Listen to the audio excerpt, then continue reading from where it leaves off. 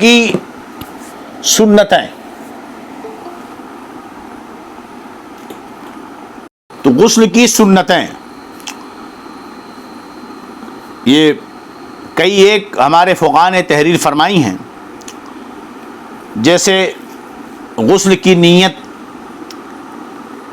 پہلے کرے، اس کے بعد دونوں ہاتھوں کو گٹوں تک 3 مرتبہ دھوئے، پھر استنجے کی جگہ دھوئے، یعنی پیشاب کی جگہ کو، چاہے وہاں نجاست لگی ہو یا نہ لگی ہو، پھر بدن پر جہاں کہیں نجاست لگی ہو اس کو دور کرے. تو طریقہ کار سنت کا یہ ہوگا کہ پہلے کیا کرے، غسل کی وہ نیت کر لے، اس کے بعد دونوں ہاتھوں کو گٹوں تک، ہے نا، ہتھیلی کے پاس جو جوڑ ہوتا ہے اس کو گٹا کہتے ہیں، گٹوں تک 3 بار دھو لے. اس کے بعد پیشاب کی جگہ کو دھل لے، چاہے وہاں نجاست لگی ہو یا نہ لگی ہو. اور اس کے بعد دیکھے کہ جسم میں اگر کہیں نجاست لگی ہے تو پہلے اس جگہ کو دھل لے.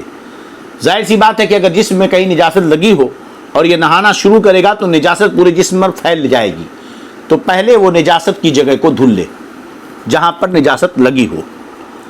جیسے منی وغیرہ کپڑے میں یا ران وغیرہ پہ لگی ہو تو پہلے اس کو دھل لے. اچھا، اس میں یہ ہے کہ غسل سے پہلے غسل کی نیت جو کر رہا ہے وہاں یہ کہ استنجا وغیرہ اگر لگا ہو تو اس سے بھی پہلے فارغ ہو جائے.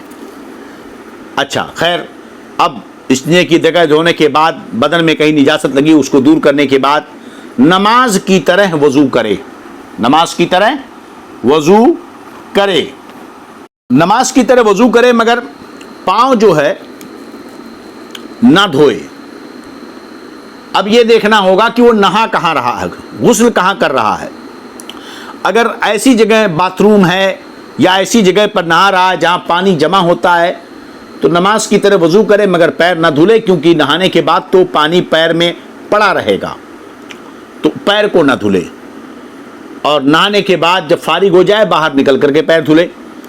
اور اگر کسی چوکی پر، تختے پر، پتھر پر نہائے جہاں پانی نہ پڑتا ہو، جمع نہ ہوتا ہو، تو اس صورت میں پاؤں کو بھی وضو جیسے پورا کیا جاتا ہے پورا وضو کر لے، یعنی پیر کو بھی دھل لے.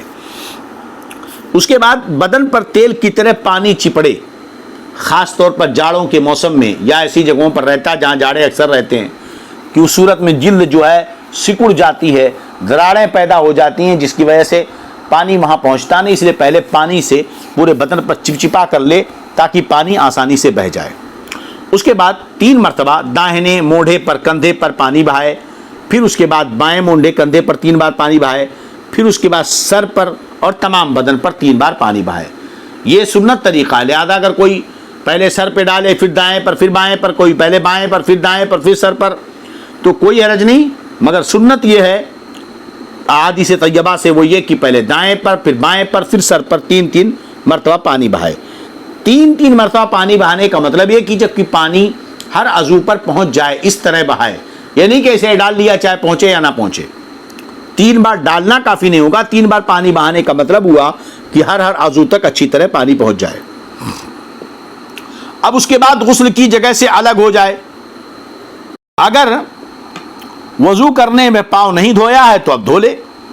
اور یاد رہے کہ نہانے میں قبلہ کی طرف رخ نہ ہو، قبلہ کی طرف چہرہ کر کے کھڑے ہو کر نہ نہائے. تمام بدن پر ہاتھ پھیرے اور ملے، ہاتھ پھیرنا اور ملنا یہ سنت ہے. اور نہانے میں اس بات کا خیال رکھے کہ ایسی جگہ نہ نہائے جہاں کوئی دیکھے. اور اگر ایسی جگہ ہے نہیں، بیچارہ غریب ہے، اس کے پاس پردہ کرنے کی جگہ نہیں ہے، تو اگر یہ نہ ہو سکے تو ناف سے گھٹنے تک کے اعضاء کا سطر تو مرد کے لیے ضروری ہے کہ ناف سے لے کر گھٹنے تک کپڑا لپیٹ کر نہائے. اگر اتنا بھی ممکن نہ ہو تو نہانے کی اجازت ہی نہیں ہے، اس صورت میں تیمم کرے. مگر ایسا تو نہیں ہوتا کہ اتنا بھی کپڑا اس کے پاس نہ ہو. جب اتنا بھی کپڑا نہیں رہے گا تو کیا ننگے بیٹھا ہوا تھا؟ ظاہر سی بات ہے کپڑے تو ہوں گے. ایک صورت مسئلہ ہے جو ہم نے بتا دیا. چلیے، نہانے میں کچھ لوگوں کی عادت ہوتی ہے بات چیت کرتے رہتے ہیں. یاد رہے کہ یہ سنت کے خلاف ہے، کسی قسم کی بات چیت نہ کرے. کوئی دعا وغیرہ بھی نہ پڑھے نہانے میں. ایسے ہی باتھ روم میں بھی دعا وغیرہ کلمات ذکر منع ہے. نہانے کے بعد رومال سے بدن پوچھ ڈالے تو اس میں کوئی حرج نہیں، نہ پوچھے تو کوئی بات نہیں، پوچھ ڈالے تو کوئی حرج نہیں ہے۔ اب یہاں پر چند باتیں زیر غور ہیں، غور کرنا ہے آپ کو اچھے طریقے سے۔ یاد رکھیں ان مسائل کو کہ اگر غسل خانے کی چھت نہ ہو، ایسی جگہ نہ رہا ہے کہ دیواریں تو ہیں مگر چھت نہیں ہے، یا ننگے بدن نہائے،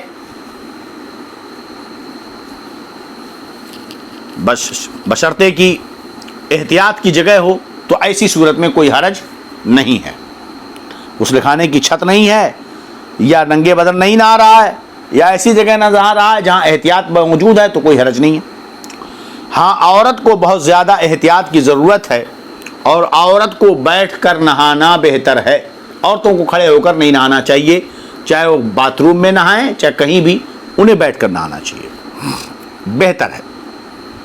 بعد نہانے کے فوراً کپڑا پہن لے، اور وضو کے سنن و مستحبات جو ہے، غسل کے سنن و مستحبات ہیں جو وہاں ہیں وہ یہاں ہیں دونوں، مگر سطر کھلا ہوا ہو تو قبلہ کو منہ کرنا نہیں چاہیے، اور تہبند اگر باندھے ہو تو کوئی حرج نہیں ہے، اور وضو کرنے میں تو قبلہ رخ اونچی جگہ بیٹھ کر وضو کرنا چاہیے، مگر قبلہ رخ وضو کرنے کا مطلب یہ نہیں کہ آپ قبلہ کی طرف کلی کریں جبکہ نیچے زمین کی طرف کلی کرے۔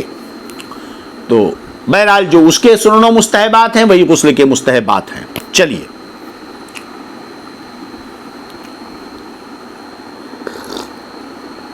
اب اگر بہتے پانی میں مثلا دریا نہر میں نہایا تو تھوڑی دیر اس میں رکنے سے، پانی بہ رہا تھا، دریا تھا، نہر تھا، تھوڑی دیر اس میں رکا، ہاں تو تھوڑے دیر رکنے سے 3 بار دھونے اور ترتیب اور وضو سب سنتیں ادا ہو جائیں گی۔ بہتا ہوا پانی تھا، اس میں تھوڑی دیر کھڑا ہو گیا تو اب اس میں ترتیب سنت سب ادا ہو گئی۔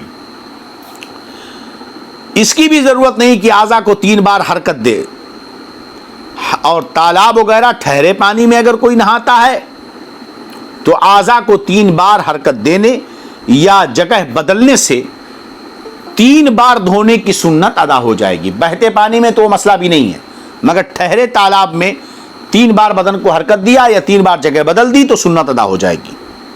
اچھا، پانی گر رہا تھا، پرنالے سے مہ برس رہا تھا، ہاں کھڑا ہو گیا تو وہ بھی بہتے پانی میں کھڑے ہونے کے حکم میں ہے۔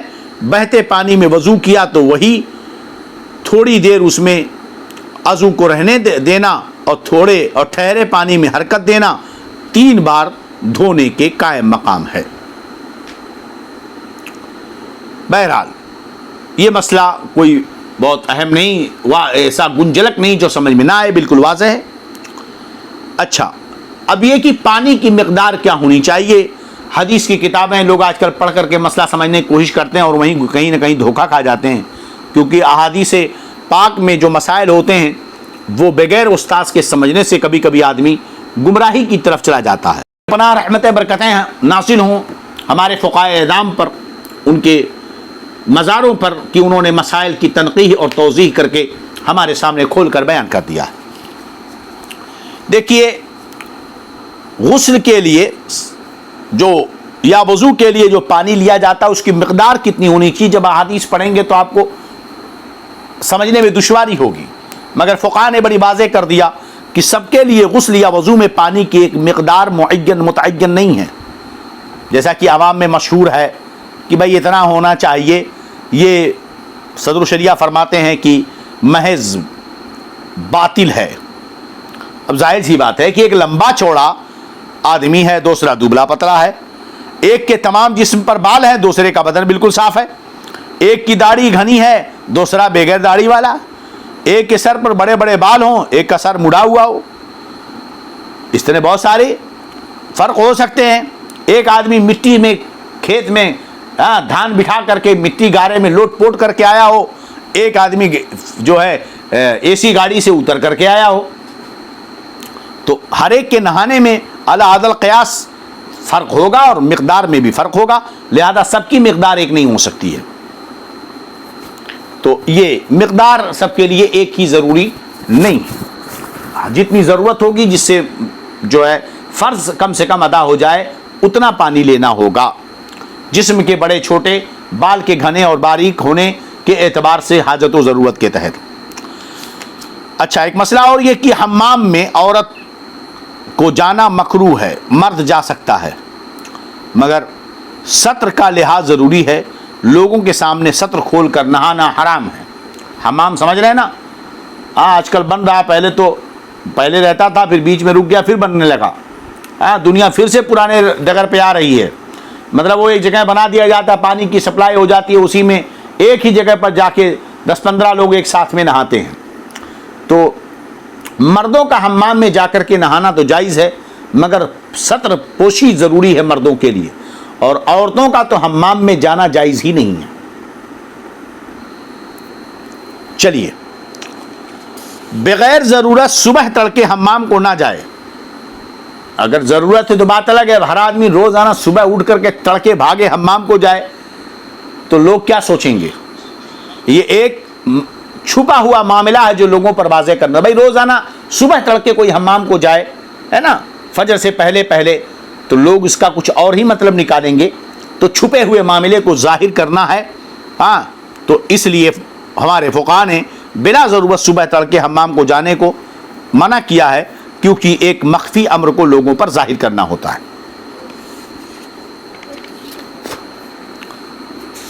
اب سوچئے کہ ہمارے فقہاء نے اتنا احتیاط برتا کہ بھئی ایک آدمی کی تو عادت ہو سکتی ہے نا کہ روزانہ وہ صبح غسل کرتا ہو، لیکن پھر بھی روزانہ صبح تڑکے حمام میں جانے سے ہمارے فقہاء نے منع فرمایا۔ اس قدر احتیاط حیا کا ہوا، مگر آج کل لوگ اتنے بے حیا ہو گئے کہ کہتے ہیں حضرت اگر 10 بجے نکاح پڑھا دیا جائے اور 2 بجے ولیمہ کر دیا جائے تو جائز ہے۔ تو ہم نے کہا بھائی ولیمے کا مطلب کیا ہوتا ہے؟ ولیمہ تو شب زفاف کی خوشی میں ہوتا ہے کہ شوہر ایجاب و قبول ہوا، اب اس کے بعد شوہر بیوی کے پاس گیا اور اس نے اس سے جمع کیا، سہاگ رات منائی، شب جواف کیا، اور اس کے بعد غسل ہوگا، اس کے بعد تو ولیمہ اسی کی خوشی میں ہوتا ہے۔ تو جب 11 بجے حال میں نکاح ہوا، پھر 2 بجے ولیمہ کیسے ہوا؟ شب زفاف تو ہوا نہیں حضرت۔ اگر اس کے بعد 2 گھنٹے کے لیے وہیں حال میں ایک کمرہ رہتا ہے، شوہر بیوی کو ایک کمرے میں کر دیا جائے، اور تو ولیمہ ہوگا کہ نہیں؟ بولی ہم کو بولتے ہوئے شرم آتی ہے، بولنے نہیں ہو رہا، مسئلہ سمجھاتے ہوئے، مگر لوگ اتنے بے حیا ہو گئے، بے شرم کہ ایسے سوالات کرتے ہیں۔ لا حول ولا قوت الا باللہ۔ تو ہم نے کہا کہ ایک کام کرو نا، آپ کارڈ میں ہی چھپوا دو کہ 10 بجے نکاح ہوگا، 11 بجے میاں اپنے بیوی سے جمع کریں گے، اور 2 بجے جو ہے ولیمہ ہوگا۔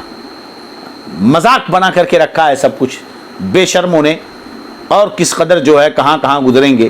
اللہ تعالیٰ ایسی بے شرمی سے محفوظ فرمائے۔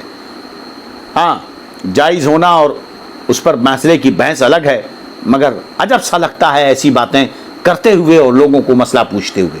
شرم نہیں آتی کہ سب کو بتاتے ہیں؟ یہ سب چیزیں چھپانے والی ہیں، نہ کہ سب کو دکھانے والی ہیں۔